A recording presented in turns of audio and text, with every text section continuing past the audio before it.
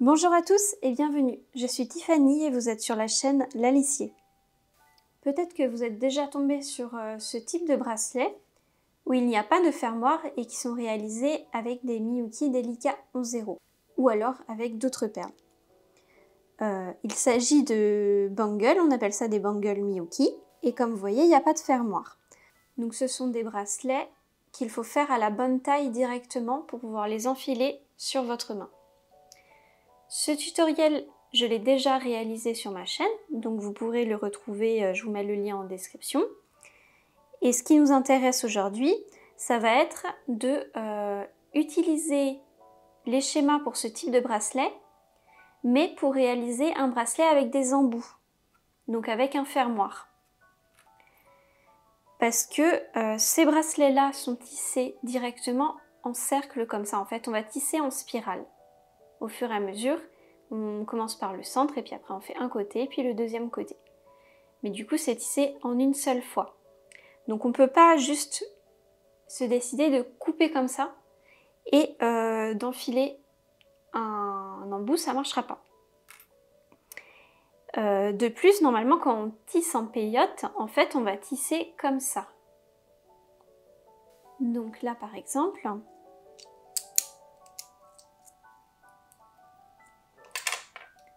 mon bracelet, je l'ai tissé comme ceci. J'ai fait hop, hop, hop, hop, hop, hop, hop, hop, hop, hop, hop. Voilà.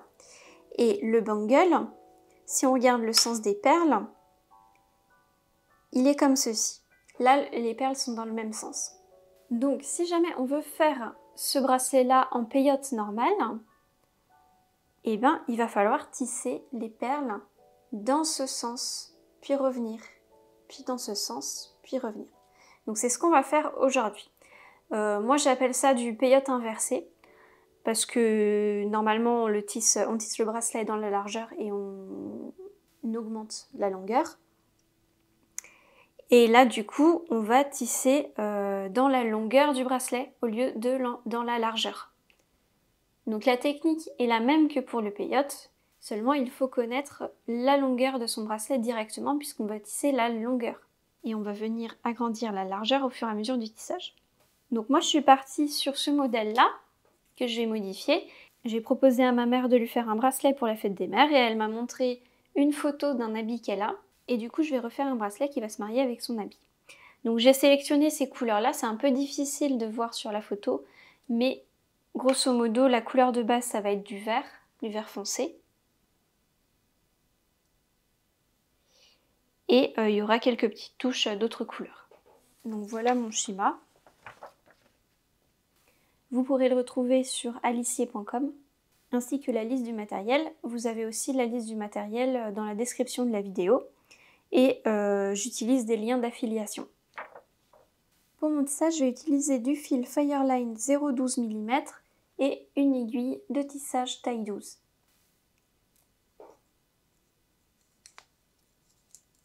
Donc je vais couper à peu près 2 mètres de fil et je passe mon fil dans l'aiguille.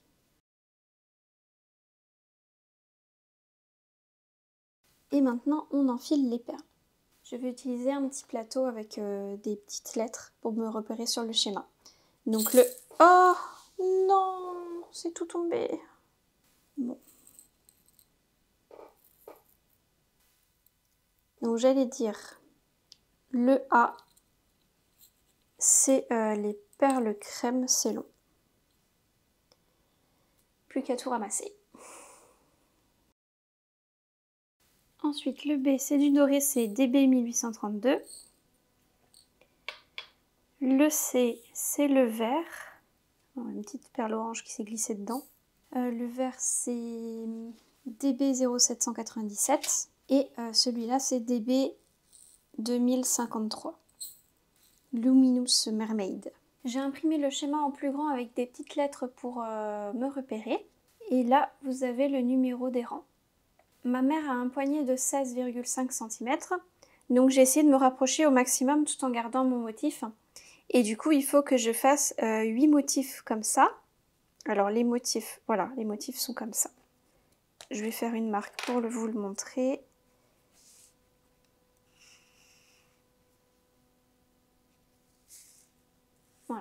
Ça, c'est un motif qui est répété plusieurs fois.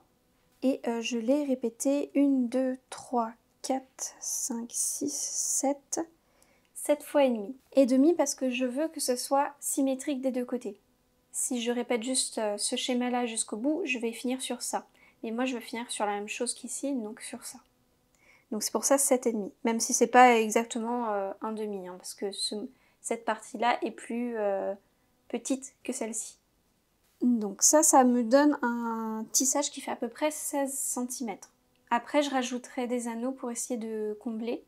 Parce que si je faisais un motif entier en plus cette partie-là en plus, ça faisait bien trop grand. Donc j'ai préféré partir sur un tout petit peu plus petit et me dire que j'allais rajouter un peu d'anneaux après. L'autre spécificité, c'est que ici j'ai fait une diminution au début. Vous voyez, c'est pas la même hauteur ici et ici. J'ai fait une petite diminution en sachant que cette partie-là sera cachée dans l'embout. Donc au final, c'est presque pareil, mais sans la partie avec le blanc et le doré. Si jamais vous voulez faire un bracelet plus petit, vous pouvez enlever un motif. Un motif fait à peu près 2 cm. La première étape, ça va être d'enfiler le rang 1 et 2. Tenez pas forcément compte des rangs indiqués ici, parce que moi je ne vais pas partir sur le même ordre, étant donné que j'ai des diminutions ici et ici.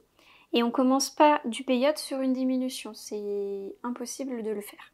Il faut forcément commencer sur une partie pleine, donc sans perles manquantes ici. Généralement, je préfère partir par le point de symétrie du bracelet. Donc le point de symétrie, ça va être ici au centre. Je vais enfiler ces rangs-ci. Je vais enfiler le rang 12 et 13, qui sera mon rang 1 et 2. Là, je barre les perles qu'il faut que j'enfile. Il y a 3 perles dorées, une perle blanche, 3 perles bleues sirène, une perle blanche. Hop. Et si jamais on veut se repérer, on peut prendre une feuille de brouillon, comme ceci. On la place bien parallèle au schéma. Là, ça a l'air bon. Et du coup, ça m'aide un petit peu à mieux visualiser. Donc c'est celle-ci.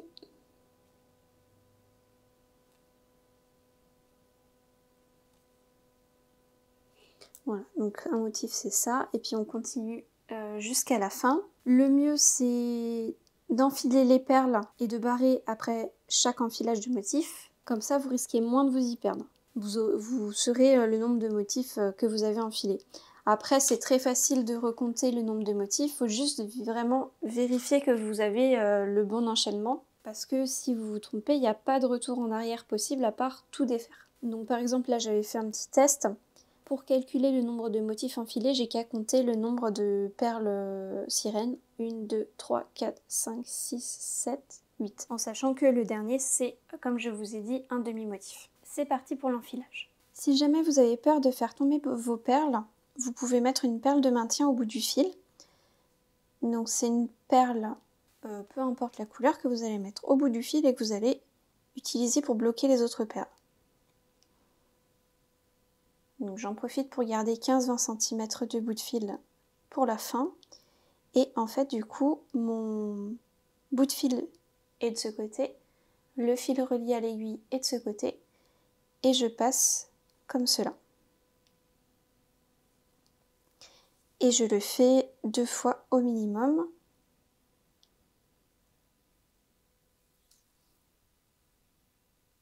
Et cette perle, on l'enlèvera une fois qu'on aura tissé au moins 3 rangs de perles, comme ça on sera sûr. Et en fait après il y a juste à la retirer, il faudra repasser le bout de fil à l'intérieur pour retirer notre boucle.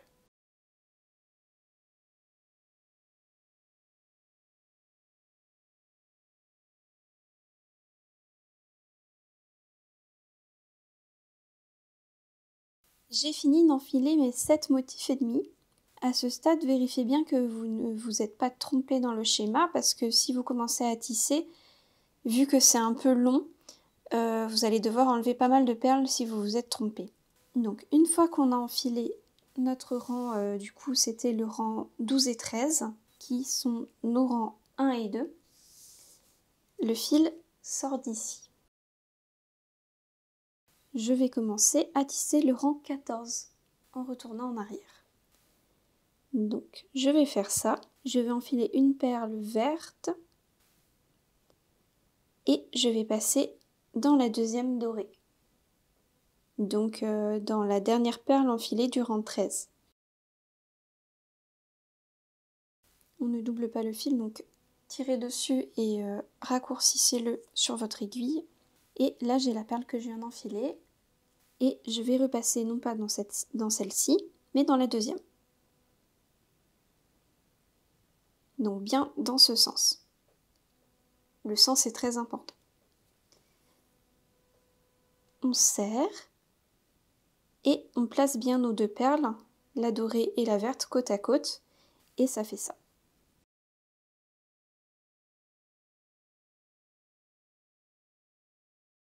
Ensuite, j'ai enfilé celle-ci, je suis passée comme ça, et maintenant j'enfile une autre perle verte, et je passe dans la perle A, la perle blanche après. Je ne passe pas dans la perle dorée suivante, je passe dans la perle blanche. Toujours l'aiguille vers les perles enfilées.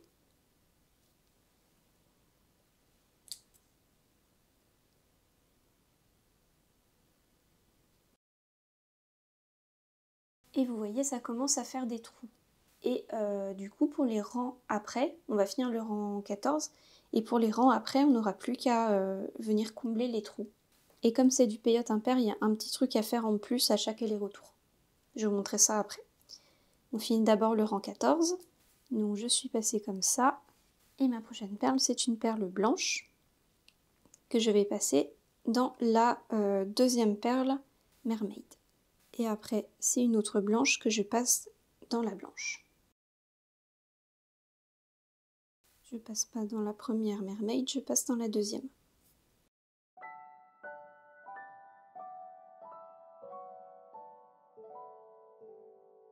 Voilà.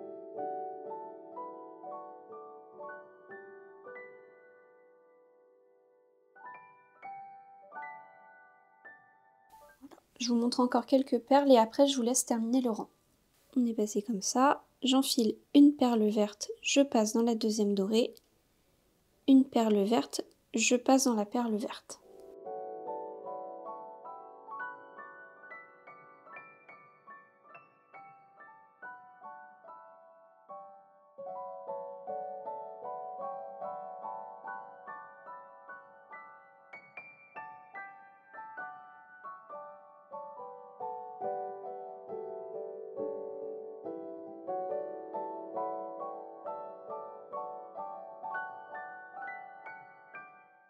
Ensuite, c'est une dorée, on passe dans la deuxième blanche, une dorée, on passe dans la perle verte.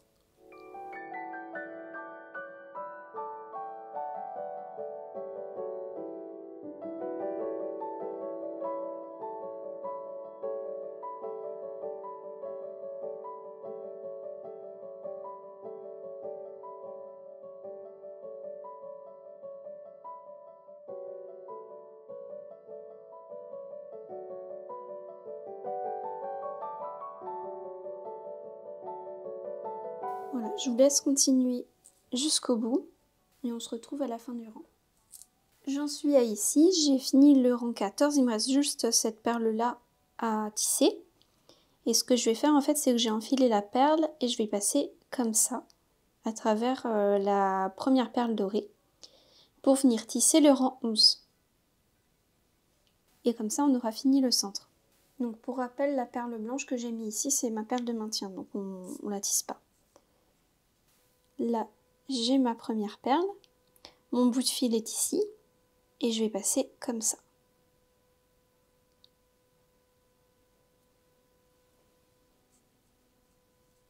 Et on place les perles côte à côte.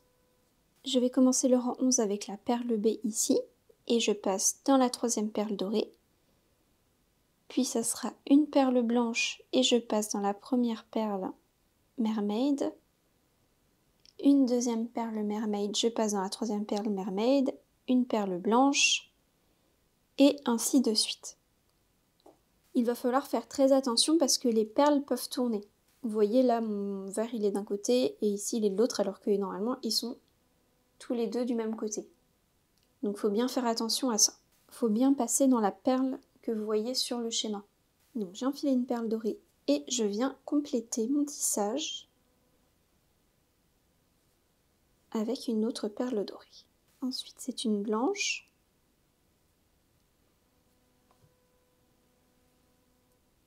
Une mermaid, une blanche, une dorée, une verte. Donc là je fais bien attention à passer dans la bonne perle. Je dois passer dans une perle blanche. Donc là mon tissage a tourné. Donc on fait comme ça. Et là je peux passer dans ma perle blanche. Ensuite c'est une blanche, puis une verte. Et là je dois passer dans une perle dorée, donc c'est pareil, ça a tourné.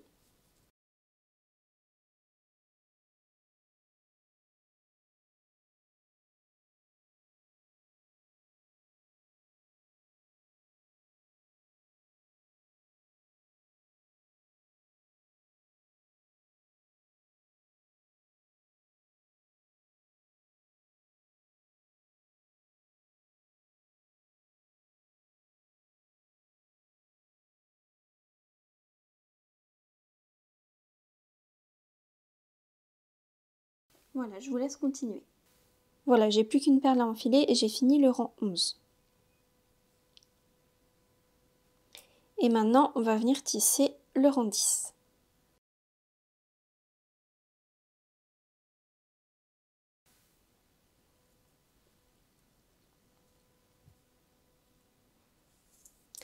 On va venir tisser le rang 10 et on va continuer de ce côté pour finir un des côtés du bracelet. Donc le rang 10, j'ai 2 perles vertes. En fait, pas attention au trait crochet en haut, je me suis décalée en fait. Donc il faut enfiler 2 perles A, 2 perles vertes, 2 perles dorées, 2 perles vertes, 2 perles blanches, et ainsi de suite.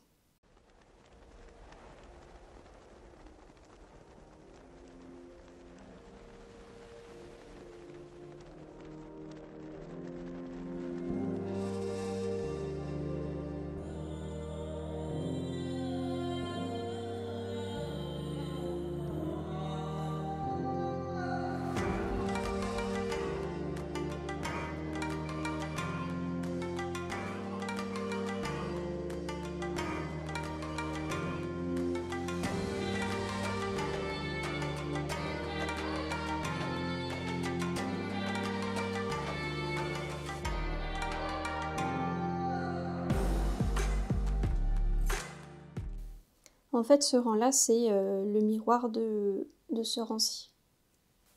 Je n'ai plus qu'une seule perle à enfiler pour finir le rang 10. C'est une perle verte. Et celle-ci, comme vous voyez, je ne peux pas juste la fixer et repartir pour tisser le rang 9.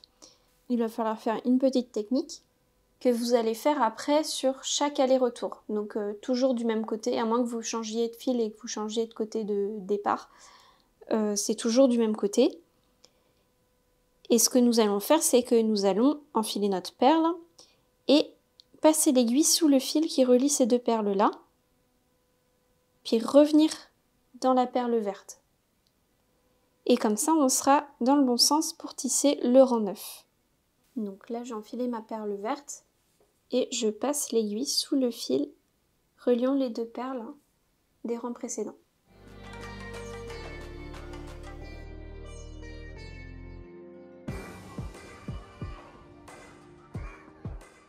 Je serre et je place ma perle à l'endroit où elle est censée être, comme ceci.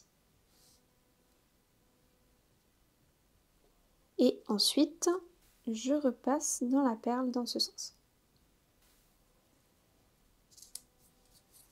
Et je serre un petit peu. Et voilà, plus qu'à tisser le rang suivant. Donc là, on est en train de tisser le rang 9 sur le schéma.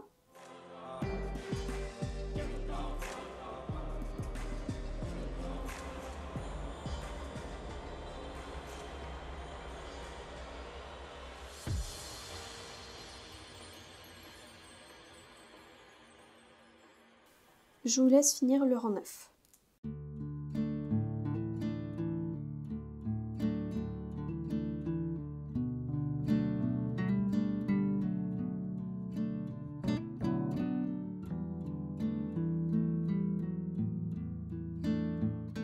Voilà.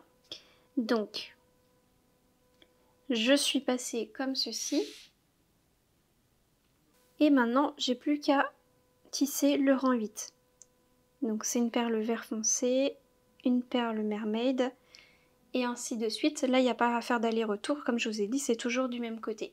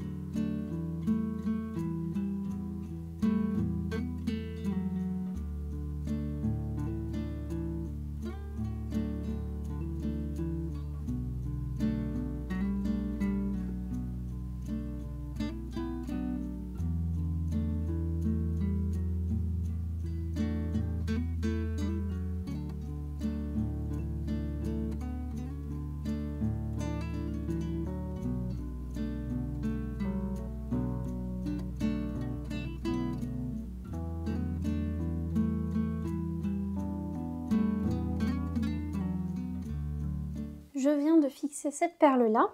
Je suis passée sous le fil reliant ces deux perles-là. Et je suis revenue dans la perle. Donc mon fil est ici. Maintenant, du coup, on va tisser le rang 7.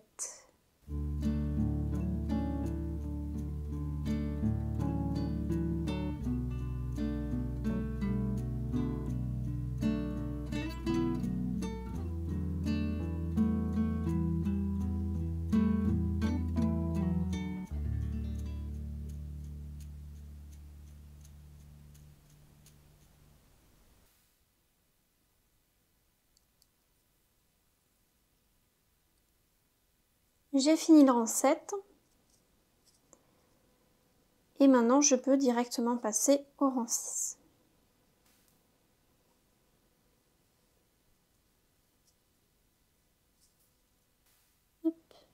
J'ai enfilé cette perle. Donc c'était une perle verte, une autre perle verte ensuite. Donc ensuite c'est une perle C, une perle verte, verte, verte, verte. Deux perles dorées, vert, vert, vert, vert, vert, vert. Deux perles dorées et ainsi de suite.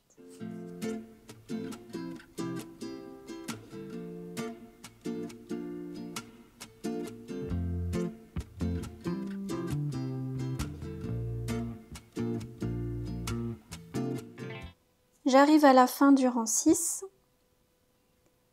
J'enfile une perle verte et je passe sous le fil des perles des rangs précédents pour venir fixer ma perle. Je tourne parce que c'est un peu compliqué dans ce sens. Hop. Et je repasse dans ma perle.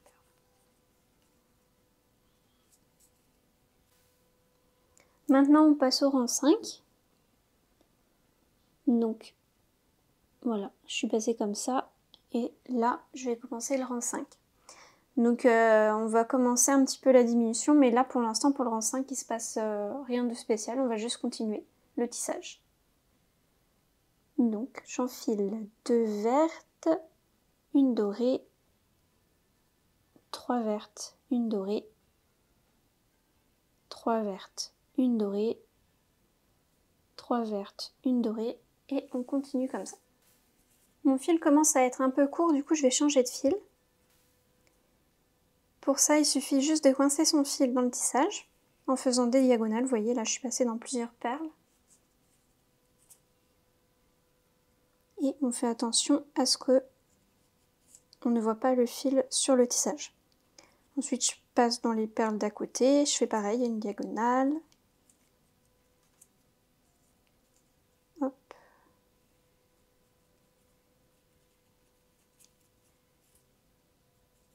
Et voilà. Ensuite, on coupe le fil. Et on en reprend à nouveau.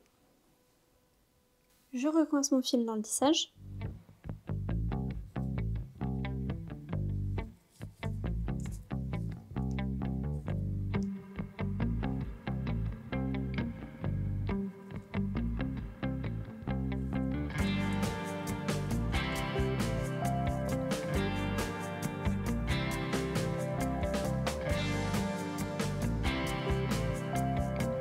Alors parfois il faut faire un peu plus que 3 passages.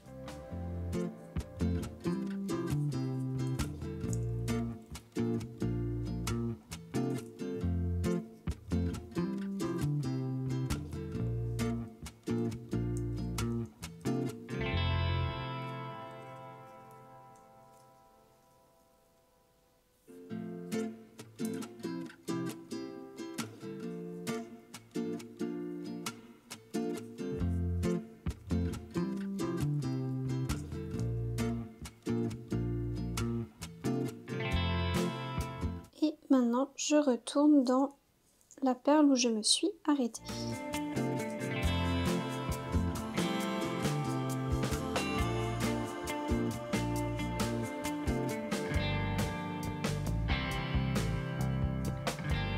On coupe son bout de fil.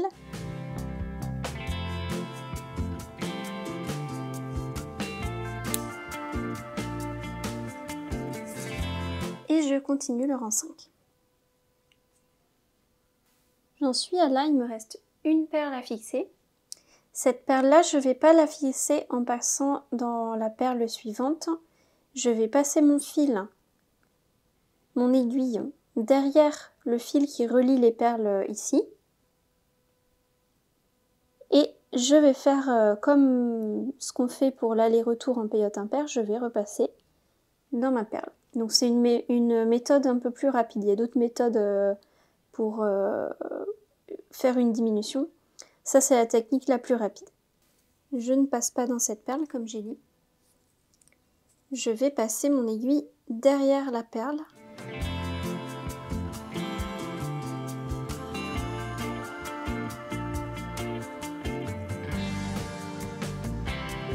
On tire, on tire, on tire. On met le fil comme ça.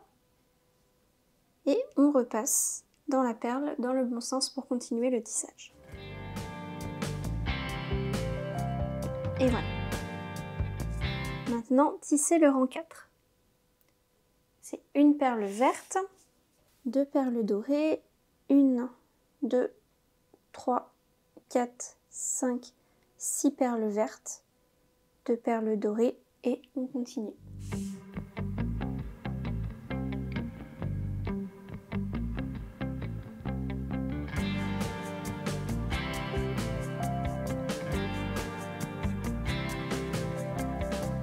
Je n'ai plus que cette perle du rang 4 à enfiler et je vais utiliser la même technique que précédemment pour faire ma diminution. Donc je vais l'enfiler et je vais passer mon aiguille derrière ces 2 perles et je vais revenir dans la perle et commencer à tisser mon rang 3. Le rang 3, c'est une perle verte, une perle dorée, une perle verte, une perle blanche, une perle verte, 3 en tout perles vertes, une perle blanche, une verte, une dorée, une verte, une blanche, 3 perles vertes, et ainsi de suite.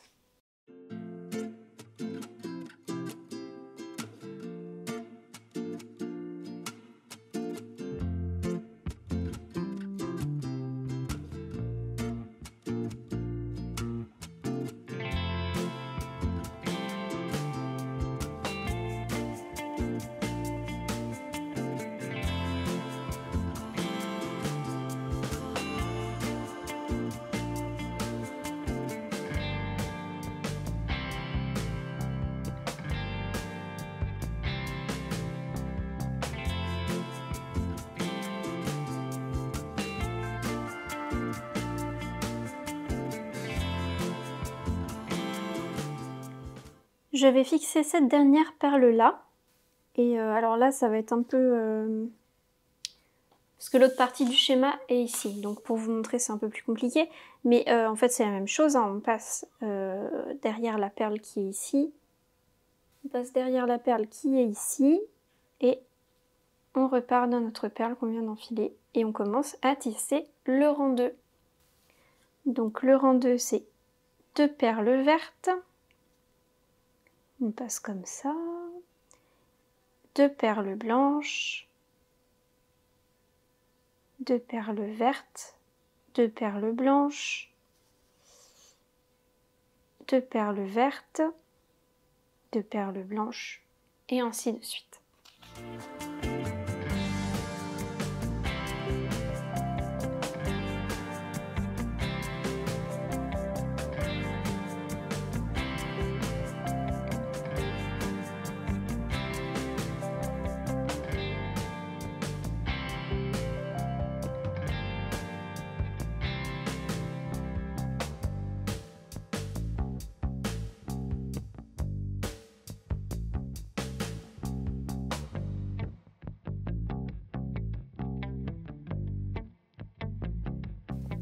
Donc j'ai fini le rang 2, je fixais la dernière perle du rang 2 avec la technique pour la diminution, comme ceci. Et après je passe au dernier rang. Celui-ci il est un peu spécial parce que on n'ajoute pas de perles un rang sur 2. Donc je vais enfiler une perle dorée et je vais passer dans toutes ces perles pour aller fixer l'autre perle dorée ici. Puis de nouveau je passe dans toutes les perles de la bordure pour aller fixer la perle verte et ainsi de suite. Donc ici, on n'ajoute pas de perles à chaque fois.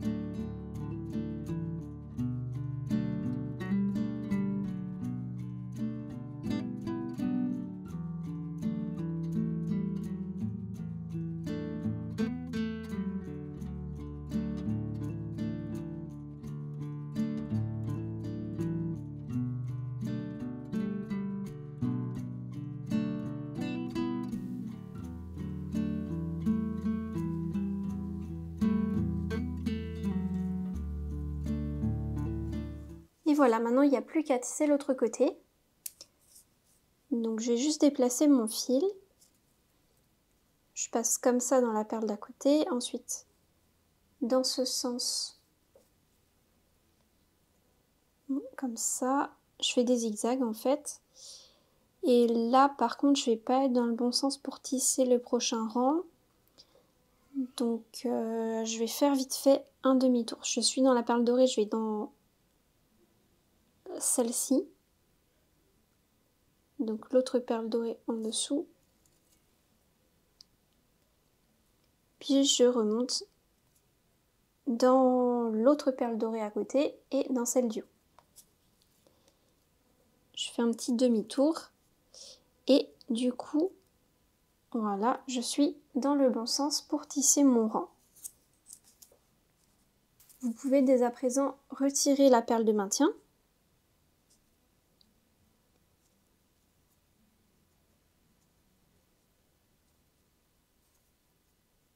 Donc j'enlève le fil.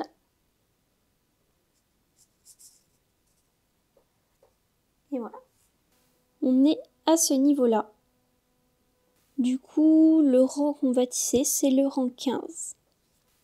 Je vous laisse appliquer les techniques que je vous ai montrées précédemment pour faire le deuxième côté. Si jamais vous avez un petit point de blocage, en fait, il suffit juste de re-regarder la vidéo et de tourner votre tissage. Et puis, il n'y a pas de souci, normalement, c'est à peu près la même chose. Il y a peut-être juste le sens de les retours qu'on fait en peyote impair qui va peut-être changer, ce sera peut-être ce sens-là. Je réfléchis. Oui, ça sera de ce côté-là du coup maintenant. J'ai terminé mon tissage, je vais coincer le fil dans le tissage et le couper. Maintenant, on va glisser nos perles dans les tubes, dans les embouts de tissage.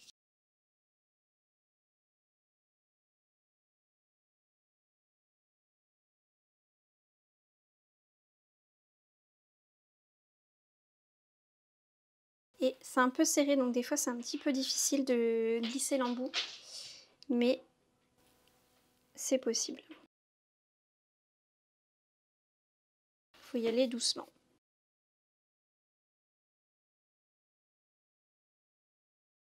Et c'est aussi pour ça qu'il vaut mieux utiliser du Fireline plutôt que du fil de tissage souple, type fil Miyuki, parce que là du coup le fil est mis à rude épreuve.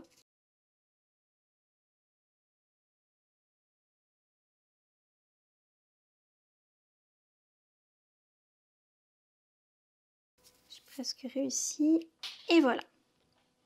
On referme la griffe.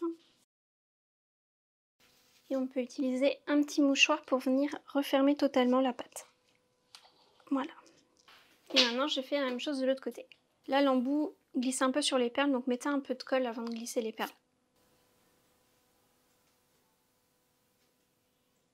Si jamais c'est un peu difficile de passer les perles, on peut passer une pince à l'intérieur pour essayer d'agrandir la fente. Mais là, il faut ouvrir aussi la deuxième. Voilà. Et là, je force mon embout comme ceci pour essayer d'agrandir. Ou je peux faire comme ça aussi. Hop, pour agrandir un petit peu.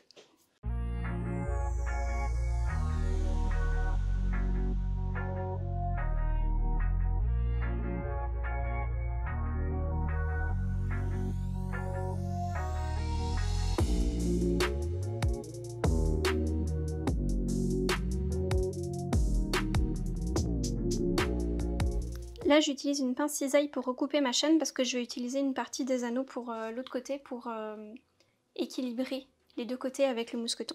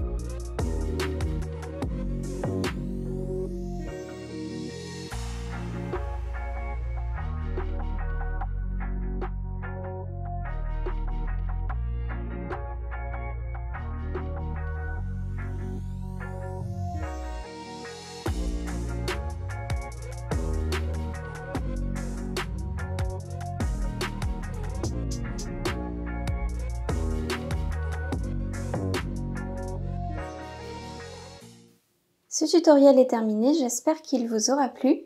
N'hésitez pas à mettre un pouce en l'air, à vous abonner et à commenter. Et je vous dis à la prochaine pour de nouvelles vidéos. Bye bye!